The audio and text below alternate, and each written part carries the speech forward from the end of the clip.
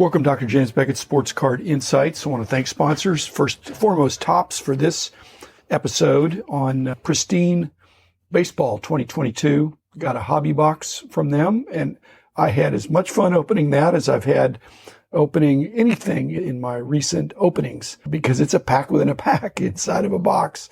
Stuff, great design.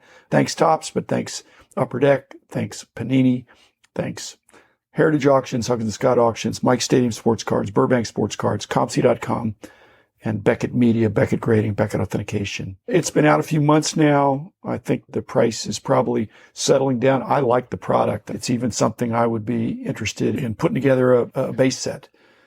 But I probably won't because I'm on to other things. But I really did like the design. Again, it's so reminiscent of the 20 years ago Topps Pristine, with it seemed like the same logo, the same kind of design and upscale format, simple. It's busy with some of the sparkly background, but it just looks like a premium card. Again, there's ultra premium out there, but this is certainly premium. Boxes are hundreds of dollars, not thousands of dollars. I had fun opening it. You had to open it and see what you got. I did one thing that I haven't done. Again, I'm trying to have sports card insights here, and Topps, I'm not blaming anybody, but I did actually weigh the packs. And so if you bought a box, you'd get all the packs in the box. But if you weigh the packs, one pack actually weighed a tenth of an ounce more than the others. Of the other five, there were six. And that one actually had a game-used autograph card in there. And so I think that's not good. Again, most of these boxes, I think, are being sold as boxes and not as individual packs, but it'd be nice if they could have a decoy or something in there. But people always want to try to beat the system.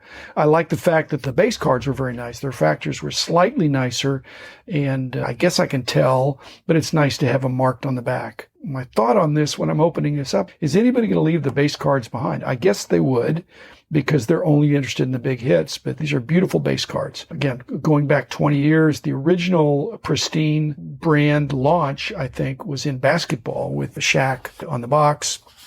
2001, 2002, very similar tri-packs, and not a lot of fanfare in the magazine. I was looking back. One of the nice things about being retired, I have a complete set of all the Beckett magazines from all the ones when I was in charge. So you got to go back to the June 2002 Beckett Basketball Monthly with Paul Pierce on the cover. And you go to page 12 and it talks about this brand new product of Pristine. And Pristine, I think, was good for a while. I don't know why they stopped. They ran it for 3 or 4 years. They had basketball in 01, 02. 02, 03, 03, 04. They had baseball in 03, 04, 05. Football in 03, 04, 05. Did 1 year of hockey, I believe just 1 year of hockey. And then I guess they did a few more years of basketball. I guess basketball had more legs. Did, I guess, 5 years of basketball. At any rate, I thought it was cool. I thought the new design was reminiscent of the old design. That was positive. Mike on the box, I think that's, again, for a quality product like this, you want a quality player. It's hobby. I think it's a hobby-only product, and that begs the question, next year, is Lids going to be considered a hobby shop if Fanatics wants to distribute hobby boxes into Lids? Classically, hobby boxes ought to go in hobby shops, which is an LCS to me. Every one of these tri-packs had a labbed card in it with the mag touch things that are sealed. They're not really slab, but they're inside a lucite touch thing. And that makes it a little bit nicer. I don't like those because I'm not sure how to store them. They don't fit in my stuff. But if you bust it out, it's no longer uncirculated.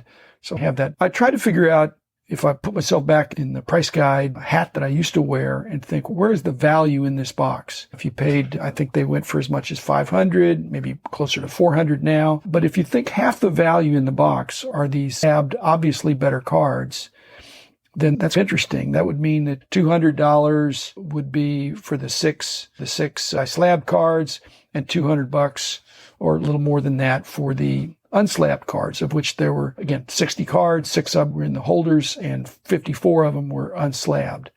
So if you had 54 cards and it's $200 or $250, it's $4 or $5 a card. So that's effectively what you'd be paying, and some are better, some are worse. What that means to me is that I'm going to see some of these in the dollar boxes. I'm not Probably not the refractors, but some cards will be in there and they'll pop. They'll look nice. I don't know that I'll pick them up, because my rule is I want to pick up stuff I haven't seen, and I now understand the concept. But I would pause and admire the card. I was curious. We've been talking about how green, how eco-friendly the hobby is. And one of the things frowned upon is huge boxes with tiny stuff inside. And so the box dimensions were pretty big. And again, maybe that makes it harder to steal, but it's still not, I don't say not necessary, but when I look at the box, it just looks like it's 50% bigger than it needs to be. And again, maybe that's to make it not shake-proof or hard to steal. Like I said, I won't say I tore into it, but I really enjoyed opening up. The card designs were nice. They really fit in with my other stuff. Nice blend of veterans, established players. Didn't get a box topper, which I don't know that it's not advertised. It says 2 autographs and 1 autograph relic per box. Obviously, nowadays, you get all that at least. But I didn't get a hot box. I just got a normal, really good box that I liked. I'm trying to figure out if some of them will go. Well, here's my dilemma with the mag touches. I can't put those on my wall. My wall has to be cards that are in BGS. So I may take the best card out and pop it out of that and get it slabbed. And it'll be a nice memory of opening this box and having fun with it. Topps, I encourage you to, I liked it. I'd like to do more of that. Now that Fanatics is in charge, they're going to have maybe not hockey, but they're eventually going to have baseball and basketball and football to be able to add those and to give continuity to those great cards from the early 2000s. So I still have a bunch of those from before, but these new ones are fit right in. I love that when there's continuity. I would encourage you, Topps, to bring the concept over to the other sports. You can even do soccer for that matter. Anything that you would want to do. I think this is a nice brand and graphic presentation. So I guess that's it for today. Thanks, Topps. Thanks, everybody else. Dilemma is there are just so many good products out there. And if you feel like one is not good price to value, then you move over to another one. If too many people move away from a product, the price can come down. On the other hand, when something's brand new, you just don't know. And a lot of people want to pounce on it in hopes it might go up. Well done, Topps, and look forward to reviewing some other things in the future and having fun seeing these cards out in the ecosystem. Again, I don't mean to be pejorative about the dollar boxes, because there's some really good stuff in there if you have a discerning eye. And so if I see some of these, especially some of the refractors and some of the things like that, I think they're a very worthy addition to my player collecting, which is expanding, unfortunately, instead of shrinking. I'm really enjoying the new young players and the old players. I've got my favorites. Baseball is one of the sports where it takes a while for somebody to emerge and do a little bit of prospecting. You don't want to sell something before the person has, I guess, determine whether he's going to make it or not make it. If he's not going to make it, then you release it out in the wild. But if somebody is really young and has not hit the big leagues yet, there's always the optimism of baseball that this guy's going to be great.